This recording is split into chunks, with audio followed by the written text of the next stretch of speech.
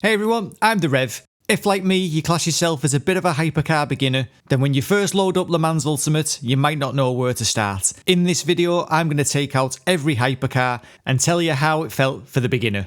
So for this test, I'm going to use the practice session on the race weekend. These are my settings, and the track we're going to use is Imola. And we're going to begin with the Isotta Fraschini Tipo 6. Let's get on track. So the laps that you're going to see are the best laps that I could do in that particular car.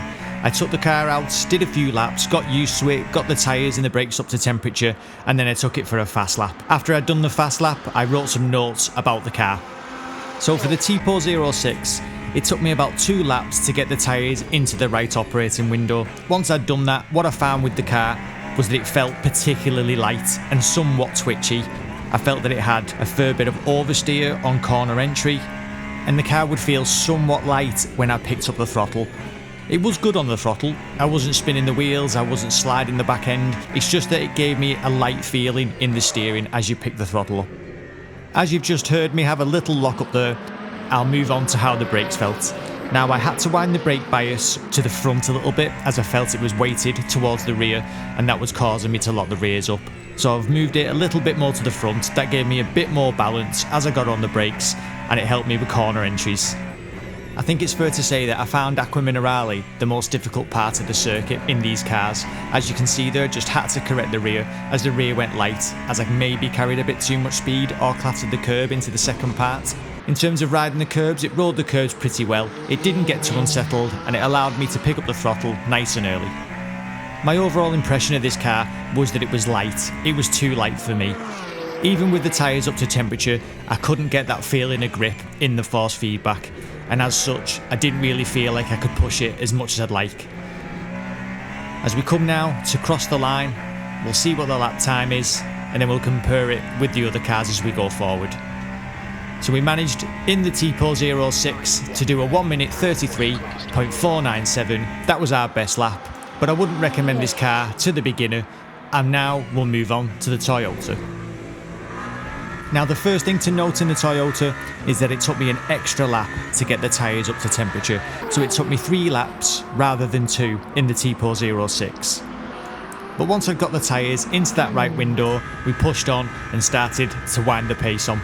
And the first thing I noted about this car straight away is that the Toyota was much less sketchy and much less pointy than the Tipo 06. That wasn't to say that I couldn't control the front end, because I could, but it just didn't feel as pointy, as severe when you turn the steering wheel. I suppose you could say it was a little less direct, but it was that made it feel grippier and less sketchy to me. The car itself just felt more stable, and it felt like you could push the car on easier than you could the Tipo 06. The car felt good on the brakes. I didn't have to do anything in relation to the brake balance. I just left it as it was, and I was able to not lock the car up and have a decent feeling on the brake pedal. Another thing that's worth pointing out with the Toyota is that the gears were set up very differently to the Tipo 06. In the Toyota, it was much happier to go right down to first gear. I could still get good traction off the slow corners, and it felt you had that bit more bite and acceleration because you were going down to first gear. Good torque in first, and it felt good when you got onto the throttle. I didn't have to adjust the traction control, it had good stability, and overall, it was easier to drive than the Tipo 06. I felt like the Toyota was a much better example of how good the force feedback and feeling can be on LeMans Ultimate. But as we head now towards the end of the lap, what would the lap time be and how would it compare to the Tipo 06? In the Toyota, we managed a 133.482, an absolute natch chuff of a difference between that and the Tipo 06, but this car just felt a lot better doing it. Let's move on to the next one. So the next car I chose was the Peugeot 9X8. Now the tyre warming and brake warming took around 2 laps, and the first thing that I wrote down after driving this car was stability, and I put it in capital letters because that's how the car feels. Very, very stable. It's good on the curbs and it's got good throttle application. I would say that it's not quite as good a front end as some of the others. I did have to push the front end a little bit and also tap the brakes every now and again just to get that weight to shift onto the front to give it a little bit more bite. But overall, once I got used to it, I could get the front to grip up, and it was definitely a confidence-inspiring car to push on with. One thing that I feel is worth pointing out is that I didn't feel the brakes were quite as good as some of the other cars. I didn't mess around with the brake balance as I wasn't locking the brakes up. They just didn't feel as sharp, they didn't feel as good, and I felt like I had to brake maybe a couple of meters earlier than a couple of the other cars I tried. So I think it's worth pointing out that I wouldn't say that the braking was the Peugeot's strong point. I do think that just like the Toyota, the Peugeot gave you good feeling, good force feedback and good road detail, and I think that if the Peugeot was the first car that you tried in Le Mans Ultimate, you couldn't fail but come away feeling impressed with the physics and force feedback. As we fly down the hill now towards Ravazza 1 and 2, these were definitely a couple of the corners where I had to brake that little bit earlier. As you can see, I just had that little lock up into the way to Ravazza 1, so I wasn't quite as at home with the braking in this car. As we head down the straight now, what is the lap time going to be? It was a 1 minute 33.188, a couple of tenths faster than the Toyota, but that could also have been me getting more used to this game as I tried the different cars. But we move on to the next one. Now I know we're here to talk about how the cars handle and which is the car for the beginner, but the Lamborghini SC63 sounds magnificent, so I had to mention that. I do think the onboard sounds were brilliant, and it really added to the immersion in this car. So once again, the Lamborghini took about 2 laps in order to get the tyres and brakes up to temperature, but I did note that I felt the car was very easy to spin with cold tyres, much easier than any of the cars I'd driven up to this point. The first thing that I wrote down after driving a Lamborghini, once again in capital letters, was aggressive, and that's how this car felt from the outset. The throttle's aggressive, the brakes they bite, they feel aggressive too, and the car overall just felt more on edge than any of the other cars that I'd driven, but it was sort of in a good way. That edginess sort of made the car feel alive, and it just woke me up and made me have to be a little bit more on it than I'd been in the other cars. The car felt good and well balanced into Acqua Minerale, even as you crossed over between braking and steering. As we head down to the Variante Alta, it's worth noting that I did write down that I felt the car was a little bit more unsettled over curbs, had to hang on the throttle a little bit, couldn't nail it, you had to wait for the car to sit down and settle before you could get on the power. Although I felt the brakes were aggressive, I had no issues in terms of locking up, the brakes felt good and I was able to control them pretty well. We come now round Ravazza 2, straighten the car up, nail the throttle, let that engine sing, and let's see what the lap time is in this Lamborghini. In the Lamborghini SC63, we managed a 1:33.036, our fastest to date. It was a great car to drive. Let's move on to the next one. And the next car of choice was the Alpine A424. Now this car's become a firm favourite of mine on Automobilista 2, so I was really looking forward to seeing how this car felt on Le Mans Ultimate. Now you may have caught me there in the bottom left, adjusting the brake bias, once again just moving it a little bit more to the front, as I felt that I was locking the rears up way too easy and losing control of the rear under braking. It may be my driving style, but I just felt it was better if you wound it a bit more to the front and I had more stability and more confidence in pushing on the brakes. Getting those tyres up to temperature took about 2 laps, but once we're up to temperature, you'll notice straight away that the Alpine is very stable. I did write down neutral in quotation marks because it was a no dramas, very stable, very planted type of car. I wouldn't say it was the most exciting, but you certainly could push the car on and it would give you confidence to push it forward and improve those lap times.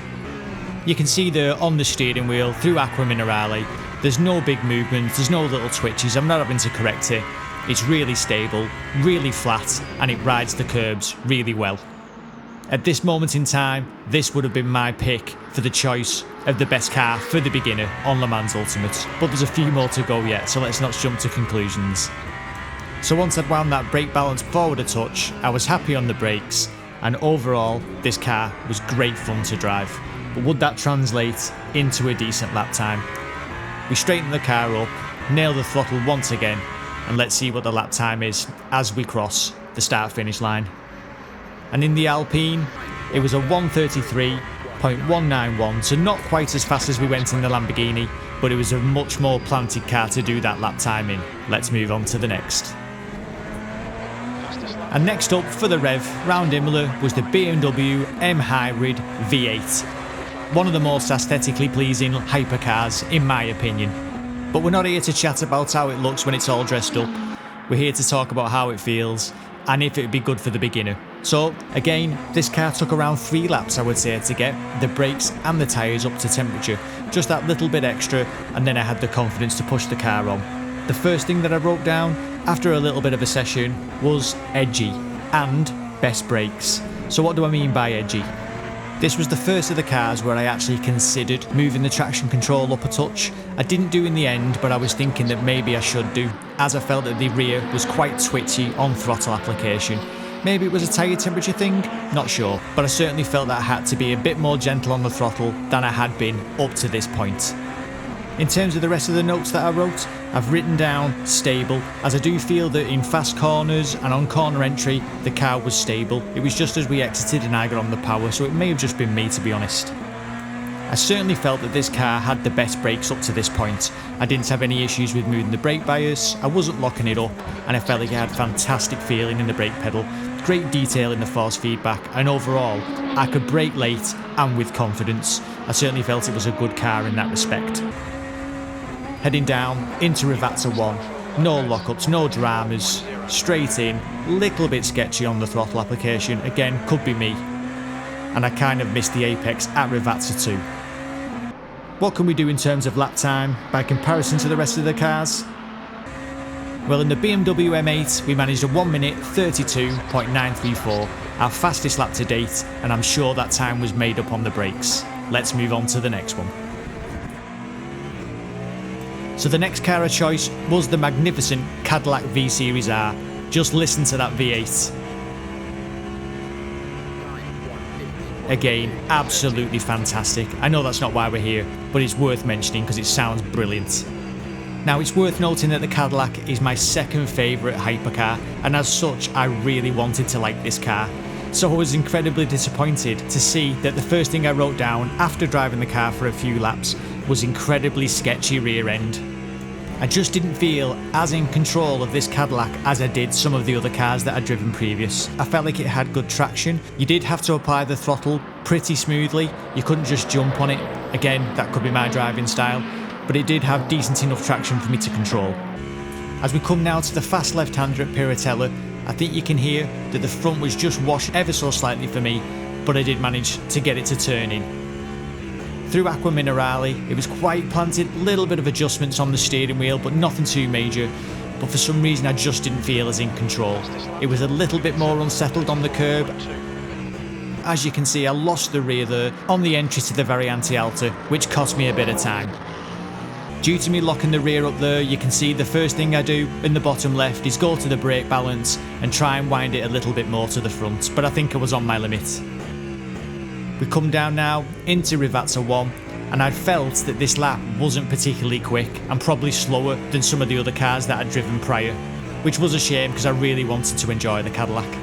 And as we come now to cross the line, what do we manage in the Caddy?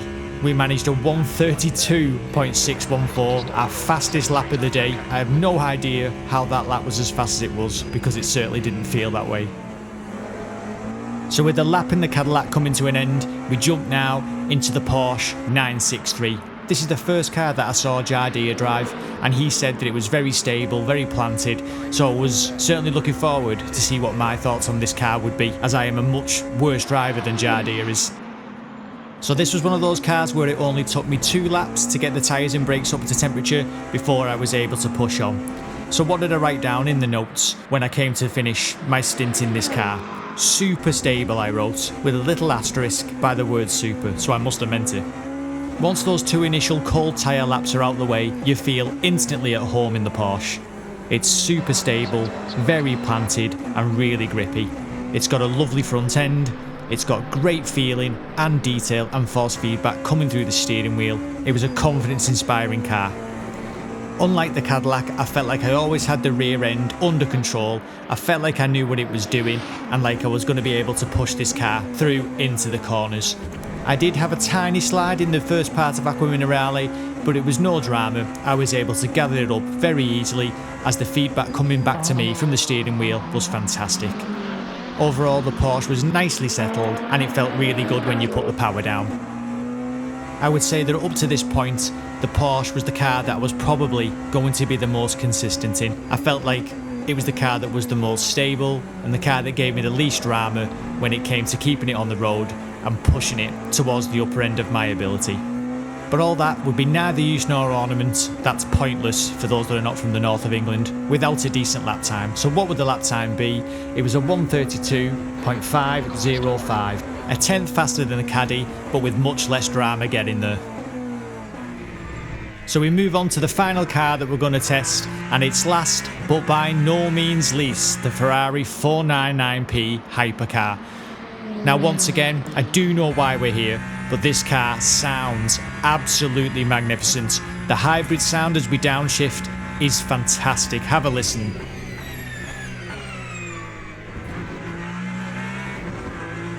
Oh yes, the Rev was in love with that very quickly. So after the tyre warming phase, how did we find the car? Well, I found it generally pretty planted. I felt that with the throttle application, I had to be gentle once again, more gentle than on some of the other cars, otherwise the rear would go quite sketchy on corner exits. At high speed, once the downforce had piled on, like for example through the Piratella that we're going to do now, I felt that the car was really planted, didn't have to do much in terms of way of adjusting, it felt good, felt grippy, and I got good feedback into the steering wheel. Through Aqua Minerale, no big dramas, gentle on the throttle and good traction out as we head up towards the Variante Alta. I think that maybe due to the sound and my bias towards Ferrari itself, the car just felt exciting to drive and I enjoyed it. Coming from the Porsche felt like a Labrador. It was nice and dependable, but you was never going to have any great big issues with it.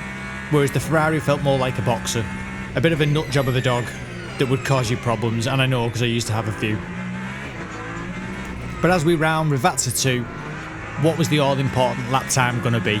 Nail that Ferrari engine, head towards the start-finish straight, and let's see what the lap time is.